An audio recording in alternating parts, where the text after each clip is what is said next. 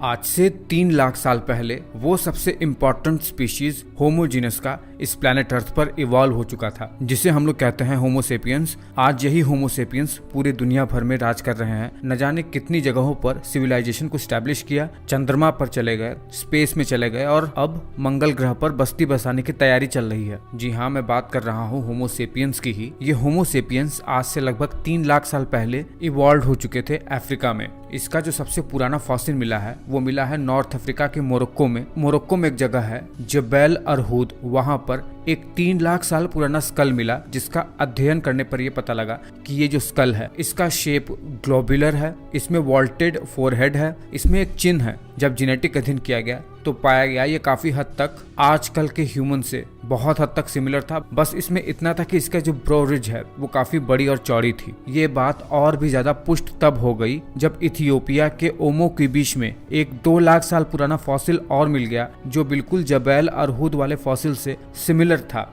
Globular head, चिन, vaulted forehead, छोटे छोटे दांत, ये सब होमो सेपियंस के ही लक्षण थे। शुरुआती दौर में जब होमो सेपियंस इवॉल्व हो ही रहे थे, तब उसी टाइम फ्रेम में यूरोप में होमो निएंडरथैलेनेसिस और साइबेरिया वाले इलाके में डेनिसोवियंस रहते थे, जिसके बारे में मैंने भी पिछले वीडियो में बता रखा है। लगभग 70,000 साल पहले ये होमो सेपियंस अफ्रीका को छोड़कर दूसरे कॉन्टिनेंट में माइग्रेट होने लगे, जैसे यूरोप में, एशिया में। लगभग 55 से 60,000 साल पहले ये एशिया में पहुंच चुके थे। आज से 50,000 साल पहले ये जावा इंडोनेशिया के रास्ते होते होते ऑस्ट्रेलिया में पहुंच गए। 45,000 साल पहले ये यूरोप में पहुंच गए। 25,000 साल पहले ये रशिया में पहुंच गए और लगभग 12,000 साल पहले आज से ये न्यू वर्ल्ड में पहुंच गए। न्यू वर्ल्ड कौन? अमेरिकाज का इलाका न्यू वर्ल्ड कहा जाता है, जिसमें नॉर्थ अमेरिका और साउथ अमेरिका है। ये बहुत ही इंटेलिजेंट थे। ये आग को बहुत ही इंटेलिजेंटली यूज कर सकते थे। खाना पकाना, प्रोटेक्शन, आग के थ्रू रोशनी का इस्तेमाल करना, बहुत सारी चीजें। टूल्स का इस्तेमाल कर सकते थे,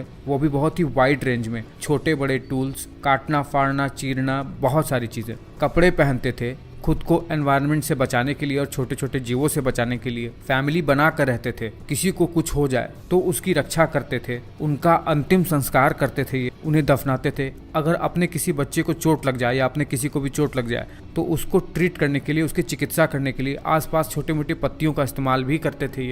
ये शुरुआती दौर की बात बता रहा हूँ। और ये दीवारों पर पेंटिंग्स भी करते थे। हालांकि माना जाता है कि निएंडरथल होमो सेपियंस से भी बहुत अच्छी तरीके से दीवार पर पेंटिंग्स बना पाते थे। इसीलिए ऐसा भी माना जाता है कि यूरोप में होमो सेपियंस निएंडरथल ह्यूमंस के साथ मिक्स हो गए और इसी मिक्सिंग के साथ ही निएंडरथल ह्यूमंस धीरे धीरे खत्म होने लगे, क्योंकि पहले वो अपने ही फैमिली में इंटरब्रीड करते रहते थे। उन्हें होमो सेपियंस की वजह से बहुत ज्यादा चैलेंजेस मिलने लगा था। उनका वातावरण बहुत ठंडा था। इन सब कारण से निएंडरथल तो एक्सटिंक्ट हो गए, लेकिन जो ज्यादा एडवांस और स्मार्ट स्पीशीज थी होमो सेपियंस, वो सरवाइव कर गई। और तो और डेनिसोवियंस भी होमो सेपियंस के साथ ही मिलकर खत्म हो गए और लास्ट में केवल ये होमो सेपियंस ही बचा। पूरे दुनिया भर में जब ये फैल गए, अलग अलग नदियों वाले इलाके में जब जाने लगे, तो ये सिविलाइजेशन बिल्ड करने लगे। जैसे मेसोपोटामिया की सभ्यता हो गई, इंडस वैली चाइनीज सिविलाइजेशन, ये सब ये बसाना शुरू कर दिए। और जब एक बार सिविलाइजेशन आई तब फिर क्या था, ह्यूमन का ब्रेन बिल्कुल स्काई रॉकेट आगे बढ़ने लगा। अब तो एआई का जमाना आ गया। माना जाता है कि आज से कुछ लाख साल पहले